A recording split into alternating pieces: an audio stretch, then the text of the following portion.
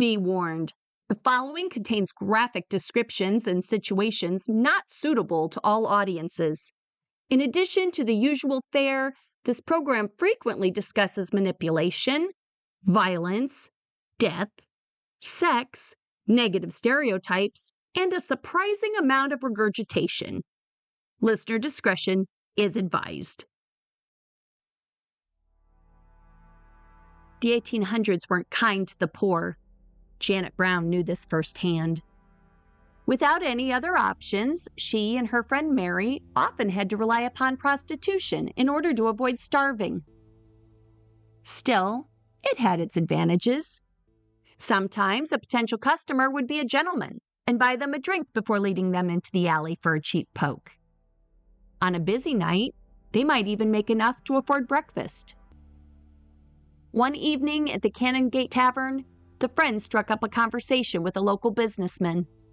The drink and frivolity flowed until the bar closed. "How about a nice bite of breakfast?" the man offered. The women gratefully accepted, and with a bottle of whiskey in each hand and a girl on each arm, he escorted his guests to a friend's house. Mary could never hold her drink. She nodded off at the table as Janet and their host finished the whiskey. That is, until they were interrupted by the stranger's wife. "The nerve!" she exploded. "You, a married man, bringing in these whores!" Janet was shocked. She was a working girl, but she wasn't working right now. She had no time to react before the couple broke into a fight. Fists flew and her host threw a glass which shattered on the table, cutting her just above the eye. Perhaps the whiskey slowed her reaction. Perhaps the blood dripping from her wound was the last straw.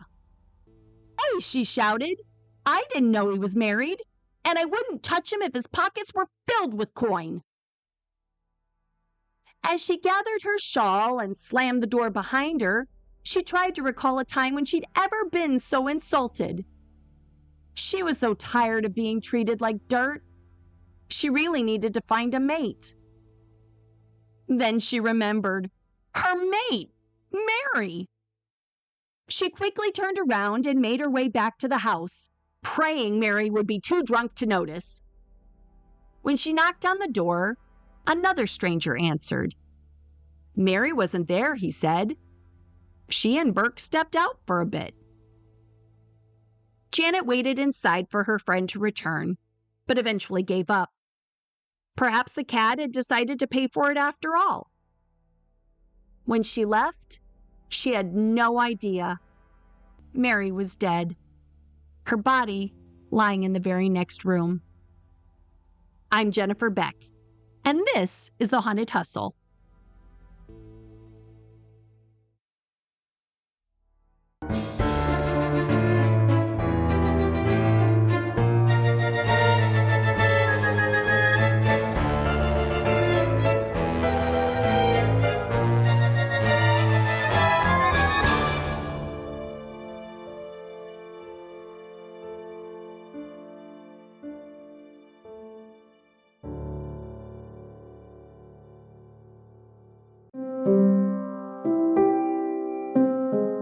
There's a long tradition in the belief of resurrection and eternal life.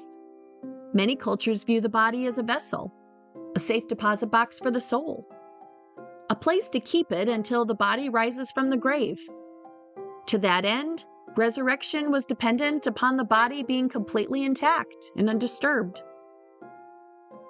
Bodies in ancient Egypt were preserved in as lifelike a way as possible, effectively denying and ultimately cheating death itself. Although the internal organs were removed during mummification, they were preserved in canopic jars and kept with the rest of the body as an artificial vessel. Orthodox Christianity taught the body must be kept intact in preparation for the second coming. To be resurrected, cremation was forbidden, as were other non-Eurocentric methods of burial. It's kind of ironic that those same Christians in Victorian times had no problem desecrating mummies, using them as raw ingredients for stationery, burning them like coal, and even hosting unwrapping parties where the cream of society would import a mummy of relative purported importance, then take it apart in front of their guests like a morbid unboxing video. But with the onslaught of the First World War, it was impossible for the church to maintain its stance. Technological advancements in weaponry resulted in millions across Europe dying in ways that were never imagined only a few decades earlier. When millions were blown to pieces without recognizable bodies, ways to retrieve them, or even the possibility of being properly laid to rest, what else could they do? They really had no choice. The church had already reconciled the notion of "thou shalt not kill" with "except for king and country." And their congregation would expect no less this time. Who were they to deny a soldier's eternal rest? And like the other occasions when the church was forced to change with the times, it was soon followed by other institutions. In particular, higher education and science. Just as firearms and explosives had done on the battlefield, they were evolving too. The study of human anatomy and physiology was emerging from the shadows and appearing in the classroom. Each promised exciting breakthroughs and a new era of scientific advancement. But now that it was sort of okay to dissect a body, where would they obtain them? In Scotland, the fields of anatomy and physiology goes back to 1505, when the charter granted to the Incorporation of Surgeons and Barbers in Edinburgh stipulated that every candidate for admission to medical school should know the structure and purpose of every organ of the body. The concept that people trained to cut upon the body should actually be familiar with its parts and a working knowledge of what they actually do was really revolutionary. The rest of Europe was way behind in this aspect. At the time, some particularly talented medics were still persecuted as witches, simply for not having enough people die under their knife. A major part of this required education came in the form of observing dissections.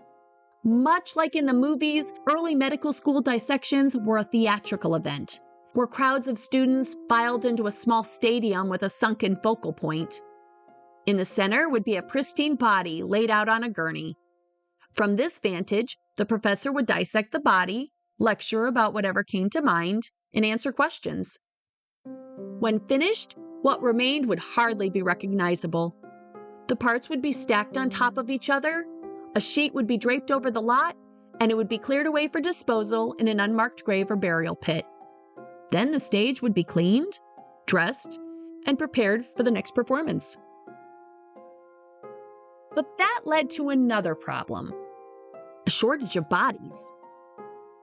While no one could deny the benefits of fact-based education and actual scientific research, there wasn't a convenient way to procure them. Early Edinburgh surgical schools were only granted one body a year. It was usually an executed criminal, some poor soul the government deemed a notable malefactor. Donating your body was unheard of, and in fact was illegal. That was a throwback from King Henry VIII, who needed the threat of the chopping block to quell any criticisms. Anatomical donations couldn't be viewed as a gift as well as a punishment. How would that work? He wasn't crazy about inconsistencies, unless they benefited him sexually. But it didn't have to be that way. The idea of donating cadavers for scientific research had been tossed around for some time, promoted by English philosopher Jeremy Bentham and other learned people who saw the importance. In response to their pressure, a parliamentary select committee drafted a bill for preventing the unlawful disinterment of human bodies and regulating the schools of anatomy in 1828, a really progressive piece of legislation. But it was rejected by the House of Lords the following year. It seemed that nearly 3 centuries later, no one was crazy about questioning Henry's decisions. In 1816, William Gordon, the chief mediciner at King's College in Aberdeen, personally petitioned the Scottish Privy Council for more vital teaching supplies. After hearing his plea, the council granted Gordon their blessing and 2 bodies annually. Not exactly the sum he was looking for. But he couldn't let that deter him. He had students to teach and knowledge to bestow, and pricey tuitions to collect. A college education doesn't come cheap, you know. So Gordon cut corners. He approached the black market to obtain his unspeakable supplies. And if those were unable to meet his demand, might have gone to more creative lengths himself. There's no real evidence to suggest Gordon killed or even robbed Graves, but that's exactly what he was arrested for. And when he was convicted of murder by the High Court of Aberdeen on April 10, 1822, his sentence was apropos. He was hanged by a public executioner and his body delivered to the town's medical school. He was dissected soon after. Penal dissection was a particularly effective punishment. Nobody wants to be denied the hereafter in favor of being gawked at like a freak show. And the timing was kind of tragic. Had he been convicted even a year later, it's possible Gordon might have avoided the scaffold altogether. Beginning with our boy Henry, England and the realm had seen a dramatic uptick in the number of offenses which could land you on the gallows, a legal evolution called the Bloody Code. Under William and Mary, around 50 crimes were eligible for the death sentence. Through the 16 and 1700s, that number climbed as Queen Anne and King George's 1, 2, and 3 added to the list. By the time of Gordon's appointment with the hangman, over 200 offenses would result in the same end. But it tapered off when Parliament enacted the Judgment of Death Act, drastically limiting the practice less than a year later. Which was good news if you were a prisoner, bad news if you were an anatomist. By the early 19th century, Edinburgh was the leading center of medical study in Europe, and the demand for bodies grew even more dire. While Scottish law expanded the list of available bodies to include suicide victims, those who died in prison under natural causes, foundlings, and orphans, it still wasn't enough. Over 20 medical schools were operating in Edinburgh. Everyone wanted to attend the premier education destination, and the legal supply was hopelessly short. So in time, a new profession emerged from society's seedy underbelly. They called themselves resurrection men. This strange profession emerged as a result of a murky point of 19th century Scottish law, which made body snatching illegal, but rarely punished. Disturbing a grave could get you hanged, as could stealing from the deceased. But stealing a body was seen as a lesser offense. A body didn't exactly belong to anyone. How could you steal something that didn't have someone to steal it from? To the entrepreneur willing to bend his morals, the loophole spelled profit. The money was pretty good. Depending upon the season, a freshly dug corpse could fetch anywhere from 8 to 16 pounds apiece, about 1,500 pounds by today's value. That was enough to make a hospital porter or a cash-strapped medical student consider it too. Pretty soon, the chances of your loved ones staying in the grave were about the same as watching them rise again with a second coming. It would be nice, but not really worth putting off your weekend plans. In response, the residents of Edinburgh took to the streets, demanding the government do something to stop grave robbing. Similar outcries occurred in England, Ireland, and major cities in the United States. Publication of Mary Shelley's novel Frankenstein in 1812 did little to comfort. It just gave people more to fear. Besides having to protect Grandma's final rest, people had to worry about Igor carrying her parts back in a jar. Like most grassroots activism, their protests were heard by their politicians and subsequently ignored. So angry mobs gathered at the doors of anatomy schools demanding something be done. Occasionally, soldiers and the police were summoned to take control and interactions turned violent. But with the supply chain rarely operating in the open, the practice just continued to grow.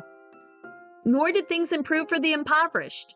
Those with no family to pay for a funeral would end up dumped at a poor farm, a bargain basement graveyard where they would be snatched up by body thieves in a few hours.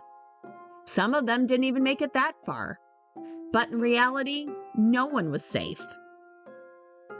Every body snatching team had its own methods, and the practices were as detestable as they were gruesome. Some employed lookouts whose job it was to monitor the town's sick and elderly populations. Others masqueraded as family or priests so they could claim a body right at the morgue. Still others paid for tips on who was about to die, then visit them at their deathbeds. It left survivors with a grueling predicament. The easiest solution, of course, was to stand watch over their loved one's grave until the body decomposed to a point where it would no longer be scientifically useful. But this wasn't easy. Much like today, not every family had the means or even the people to do it. So other methods were employed. If they could afford it, grieving families hired guards to watch over the deceased, and watchtowers were erected in the larger, more posh cemeteries. Stone masons also leased large slabs that could be placed over the top of a grave to dissuade robbing. And entrepreneuring blacksmiths came up with a similar device, heavy iron cage known as a mort safe. But all of these had workarounds. Guards could be bribed, and there were always other places to dig. If the team was employed as the town's mortuary service, bodies would just never make it into the gravesite in the first place, leaving the family to bury a coffin stuffed with wood, leather, or animal scraps. And of course, darkness was a body snatcher's best friend. Upon finding their quarry, the resurrection men moved quickly, focusing their efforts on the top third of the coffin where a Dutch-style door would commonly be. They would dig down until they uncovered it, break through, and snake a rope between the body's arms and behind the back. Tying the rope securely under the armpits, the task of removing the body was really just one clean yank. Once unearthed, the clothing was cut off and dropped back into the coffin. Then the dirt was replaced without anyone knowing the wiser. Sometimes a hole would be dug yards away. The thieves would dig a tunnel, break into the end of the coffin, and drag the body out the same way, leaving a pristine grave behind them. For an experienced team, the process would take about 15 minutes from start to finish. Then, like any other commodity, the product was sent for distribution. Hidden in crates, barrels, or smuggled amongst other goods, bodies were sold and shipped by a vast network utilizing carts and railways. If the point of trade was near a port, the distance a corpse could travel was almost impossible to imagine. The cold weather at sea made preservation easier and trade routes longer. Like every other industry, respectable or not, it grew and evolved with every new innovator. Perhaps none were as legendary as the duo of Burke and Hare, the Bartles and James of body snatching. William Burke was born in 1792 in Ernry, County Tyrone, Ireland. Unlike many, he couldn't blame his upbringing for his criminal demise. He and his brother enjoyed a comfortable middle-class life. When he came of age, he enlisted in the British Army, serving in the Crown's militia. It was there he met and married a local woman and for a time settled down. But it wasn't meant to be. Following a fight with his father-in-law over a plot of land, Burke deserted his wife and children in 1818, never to be seen again. It's hard to say what exactly prompted this. Not many details have survived. But being raised in a church-going family with two parents, it would have been seen by anyone who knew him as shameful. And he remained close to his family throughout his life. So bold enough to pull this unthinkable stunt? I don't think he was proud of it. It's also safe to say they never let him hear the end of it. Families tend to do that. Eager to put some miles between himself and his guilt, Burke made his way to Scotland to start over. Settling in a village near Burke, he worked as a laborer on the Union Canal. It was there he met Helen McDougall. The pair fell in love and quickly established a home together. There's no record that the couple ever formally married, nor did McDougall, whom he affectionately called Nellie, ever take his last name. But they did represent themselves publicly as a married couple. which goes to show you that relationships were as complicated back then as they often are today. When work on the canal came to a close in November of 1827, the couple moved to Edinburgh and started a business selling secondhand goods, kind of like a flea marketer with the fleas included. And his mental health appears to have picked up. Burke went on to be a cobbler and, earning upwards of £1 a week, made a pretty decent living at it. Locally, he was known as a hard-working, good-humored man who would sing and dance for his clients while fixing their shoes. Perhaps in an effort to redeem his soul with the Almighty, he converted to Protestantism and joined the Presbyterian Church, and was seldom seen without a Bible. William Hare's origins are a little foggier. Research suggests he was born in Ireland, in either County Armagh, County Londonderry, or Newry, somewhere up north. Nor is his age or date of birth known. It's suggested to be between 1792 and 1804. When he was arrested in 1828, he gave his age as 21. Not much more is known about his life on the Emerald Isle. It's possible he supported himself as a laborer or a migrant worker before traveling to Scotland. He may have encountered Burke there while working on the canal. It's said he worked on the project for about 7 years. He then moved to Edinburgh in the mid-1820s when the project was complete and took a job as a coalman's assistant. While there, Hare stayed at a lodge called Tanner's Close, a boarding house owned by a man named Logue and his wife Margaret. In spite of being described in contemporary reports as, quote, illiterate, uncouth, quarrelsome, violent, and amoral in character with scars from old wounds from head to brow, he must have been an ideal tenant. Because after Logue died in 1826, he struck up a relationship with Margaret, who was described by contemporaries as a, quote, hard-featured and debauched virago. Soon they too presented themselves as a married couple, and without that bothersome bigamy albatross hanging around their necks, may have actually done it. You just can't really tell about some people, though, can you? Most accounts agree that Burke and Hare met in 1827 when the two men traveled to Midlothian to work the harvest. They soon became friends, sharing a love for drinking, fighting, and semi-questionable romantic relationships.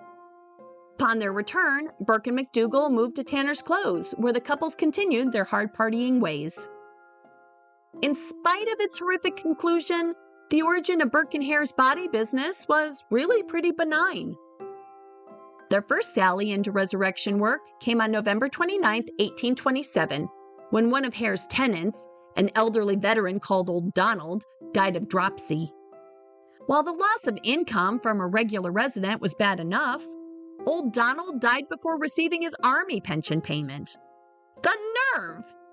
That left Old Donald £4 in arrears and Hare with an unwanted body on his hands. Over bottles of whiskey, Hare lamented his problems to Burke, and the two hatched a plan. If Old Donald wasn't around to pay the debt himself, there were other ways to collect. Upon notifying the church of the loss of one of their decorated sons, the local parish paid a carpenter to build Old Donald a coffin and have it delivered to Tanner's Close.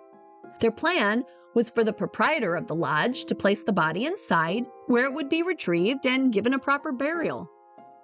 Instead, when the carpenter left, the pair hid the body under the bed, filled the coffin with scraps from the local tanner's dustbin, and sealed it. To their delight, the parish never noticed. The pair then took the corpse to Edinburgh University, where under the cover of darkness, they looked for a buyer. Not exactly sure who to ask, and probably not wanting to extend their version of Weekend at Bernie's any longer than they had to, they asked to speak to Professor Monroe. A student sent them on to Dr. Robert Knox instead. The popular anatomy lecturer paid the pair £7, 10 shillings, and told them he would be glad to see them again when they had another to dispose of. Professor and anatomist Robert Knox qualified as a doctor in 1814. Disfigured and blind in one eye as the result of childhood smallpox, Knox was conscripted into the army as a physician during the Battle of Waterloo in 1815. He continued practicing at army posts in England and Africa before returning to his hometown of Edinburgh in 1820. He accepted a post as a Fellow of the Royal College of Surgeons in 1825, where he continued to lecture. An essential part of his lessons were dissections. He conducted 2 a day, advertising a full demonstration on fresh anatomical subjects. You heard right. Advertising.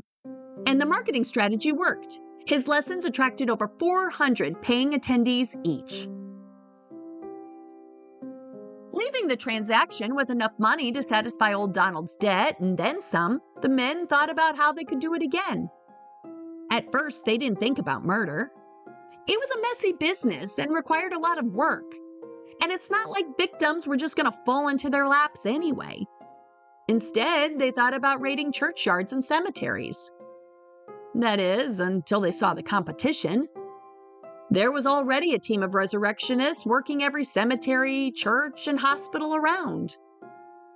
If only there was a way they could get their hands on bodies before they were dead. There's no real agreement as to the precise order the murders at Tanner's Close took place. Neither man was that good with details. But most followers, including the novelist Sir Walter Scott, believe the pair's first victim was a young miller named Joseph. In January or February of 1828, the boarder came down with severe illness and was bedridden.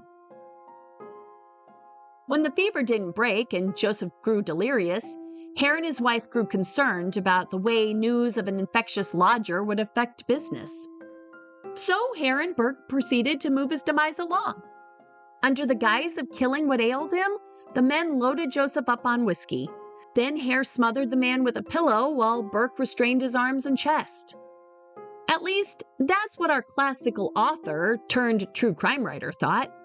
Scott later wrote, quote, "There was an additional motive to reconcile them to the deed." Once again, they took the corpse to Knox, who this time paid them £10 even. The duo's next victim was Abigail Simpson, an elderly pensioner who lived in nearby Gilmerton. She visited Edinburgh frequently to sell salt. On February 12th, the only precise date quoted by Burke in his confession, she was invited to the lodge on the premise of making a sale. After some light chit-chat, the men pushed enough alcohol onto her to ensure she was too drunk to defend herself. When she passed out, she was suffocated by a hand over her mouth and nose. Who actually did the deed is up for debate, even by their accounts. But since they both participated in the killing, having landed upon their preferred method of dispatch, it really doesn't matter. And medical experts agree. Smothering left the body unmarked and undamaged, unlike other methods of bodily extraction we've discussed. Besides leaving all the parts unmarred, it left very little evidence as to the cause of death. More than enough to boggle the forensic experts of the 19th century. Following the murder, they smuggled her body through town, concealed in a tea chest, and sold it to Knox. Delighted by the condition of the body, he paid them another 10 spot. If he'd been concerned that the body appeared perhaps a little too fresh, the anatomist said nothing. It was something the pair noticed. Quoting from Burke's confession, Dr. Knox approved of it being so fresh, but did not ask any questions.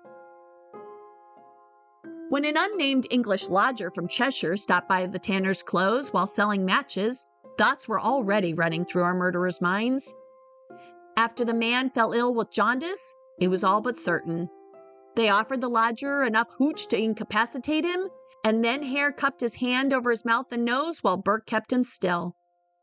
In less than 20 minutes, they had themselves another 10 spot. A common question up for debate is whether or not MacDougall and Margaret were aware of their husband's misdeeds. And if so, when? In true toil and trouble media style, I think the best way to answer this is to imagine ourselves in their place. Of course they knew. Burke and Hare were idiots. Even if they'd managed to keep their wives from learning the fate of their visitors, there is no way they could hide money like that. One can almost imagine Hare bragging to his wife after having a few too many. or Burke envisioning this as some kind of warped mentorship he missed out on with his own kids. Either way, McDougal and Margaret soon joined the murderous circle, and the killings started getting a little more brash. Without a ready supply of sick tenants, the pair opted to lure Edinburgh's poor and misfortunate to the lodge. In early April, Burke encountered two working girls, Janet Brown and Mary Margaret, prostituting in an area near Canongate Tavern. He must have seemed like just another of the countless Johns the ladies met on the job, the kind that wanted to seduce them and then judge them at the same time. But he eased their minds and offered to buy them a drink. On a chilly spring night, how could they refuse? Back at the tavern, the laughs kept coming and so did the whiskey. He was a really nice guy.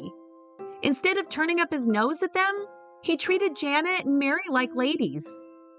In the back of their minds, maybe they wondered if he fancied them. They had such a good time and so much to drink, they never noticed the sun coming up until the barkeep announced last call. In no hurry to end the party, Burke invited the girls back to his house for breakfast. They accepted, taking 2 bottles of whiskey to go. But he didn't take them home. Instead, he took them back to his brother Constantine's house nearby. The party continued as Burke and the ladies finished the whiskey. Constantine left for work, and Mary passed out at the table. Burke was still chatting up Janet when McDougal burst in and accused them of having an affair. A vicious row ensued in which Burke threw a glass and she was cut. Janet told the couple off and left. Later statements claim McDougal followed soon after to fetch Hare and his wife. It's unclear why she did this. Reporting a philandering husband to your much younger landlord seems like an odd thing to do. But all accounts agree the pair arrived in very little time, locked their wives out of the house, and went to work on killing Mary. There's every possibility the stranger who answered the door for Janet was Hare. In an hour or two, Mitchell's body was stripped and loaded in a tea chest for delivery to Knox. Perhaps as a gesture of apology, her clothing, skirt, and petticoats were gifted to McDougal. They then unloaded the body at Edinburgh University, where Knox happily paid £8. The body was still warm. One of Knox's laboratory assistants, a man named Ferguson, frequented the Canongate area. Recognizing Mitchell, he asked the men where they obtained the body. He noticed their initial hesitation. It was the first time they'd ever been asked. Burke quickly composed himself and stammered through a half-assed explanation that they purchased the body from an old woman at the tavern after the poor soul had drunk herself to death. But that didn't really make sense, did it? None of that mattered to Knox. He was gleeful with the condition of Mitchell's body and stored it for 3 months before dissecting it. In whiskey. Now, besides the obvious irony of Mary's final resting place, Knox's choice of preservation methods is worth a second look. As a top expert in his field at a state-of-the-art research university, he had plenty of options. The most common method employed at the time was salting. Salt draws out moisture, inhibiting bacterial growth and slowing the rate of decomposition. Its antiseptic qualities would have also kept down the stench, as it would have made the body less habitable to odor-causing microbes. And salt was relatively inexpensive and easy to come by. Remember Abigail Simpson? Another frequently employed practice was cold storage or freezing. The cool climate of the Highlands made this particular technique a convenient option. Although it was limited to seasonal temperatures, so it was often conducted in specific areas and paired with other methods, like a root cellar and covered in salt. By this time, the research community had already begun experimenting with embalming. While not exactly as successful as the practices of ancient Egypt, anatomists in 19th century Europe took a note from these early pioneers, filling cavities with resins and spices and injecting the body with oils in hopes of slowing decay. But the practice was still very much in its infancy and produced widely varying results. when Knox immersed Mitchell in a vat of whiskey, he opted for the most expensive method of storage, and judging from his assistant's reactions, an unusual one. If he had always pickled his people prior to dissection, they wouldn't have paid it a second thought. But along with discouraging one more campus party in his lab, Knox's selection would produce another result. It would alter many external features of the body, like her face and breasts. To continue serving their loyal customer, Burke and Hare became bolder and sloppier too. May 1828 saw another murder when Margaret Hare invited an old woman to stay at the lodge. After plying her with enough alcohol to incapacitate her, Margaret showed her to her room. Hare then entered the sleeping woman's bedroom, covered her mouth and nose with a bed tick, and left. When he and Burke returned that evening, the stiff, heavily weighted duvet had done its job, and the woman was dead. They transported her to Knox, where a 10-pound note was waiting. Followed by a local dumpster diver named Effie, who once sold leather scraps to Burke for his cobbling business. Burke lured her into the stable with whiskey, and once inebriated, Hare finished her off. And Knox paid 10 pounds for another body. Burke plucked one of their victims right off the street. Too drunk to stand, the nameless woman was being held back to her lodgings by a constable. Claiming to know her, Burke told the officer he would see her home himself, as any good Christian would, and the policeman went about his beat. Instead, he shuffled her back to Hare's house, where she was promptly dispatched and sent on to Knox. In June, the pair murdered 2 more boarders, an elderly woman and her grandson. As the boy sat by the fire in the kitchen, his grandmother was lured to the bedroom in what by now had become standard operating procedure and suffocated. After that, they retrieved the boy and carried him into the same room, where he met a similar end. Burke later recalled that of all the deaths, this was the one that bothered him the most. The look of horror on his face haunted him. Maybe he saw his own children in the boy, if only for a moment. If it had recalled any feelings of parental attachment or sentimentality, they were short-lived. Upon finding their go-to tea chest too small to carry the load, the pair stuffed the bodies into a herring barrel and delivered it to Knox. They fetched a price of 8 pounds each, due in no small part to the smell, which was so bad Hare's horse refused to pull the cart farther than the grass market. That forced Hare to call for a porter with a handcart to help him tow the load the rest of the way, after which, according to Burke's confession, Hare cursed the animal and shot it. A couple months later, Mrs. Haldane, a stout old woman by Burke's description, fell prey to the now nearly professional murderers. Lodging at Tanner's Close, the pair got her drunk. She fell asleep in the stable out back, where she was smothered and sold to Knox before daybreak. Not long after, Haldane's daughter Peggy lodged at the Hares while searching for her mother. She and Hare spent the evening drinking together. When she passed out, he killed her. This time, without Burke. We'll pick up the story next week. This has been The Haunted Hustle. Thanks for listening.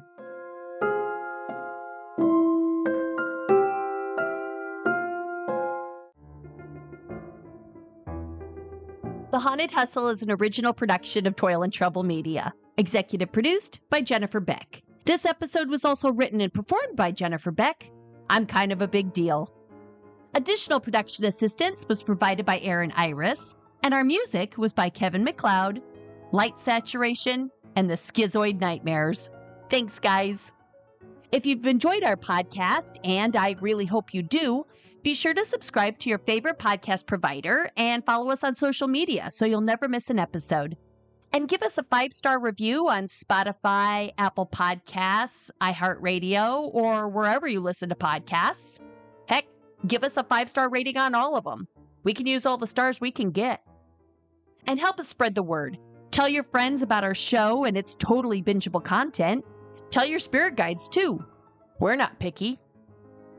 And if you want to help us bring even more Toil and Trouble to the world, check out our merch and our Patreon pages. We have a link at toilandtroublemedia.com, or you can find it on Patreon itself. Just look for a sign. Well, it's the owl, but close enough. And as always, thanks for listening.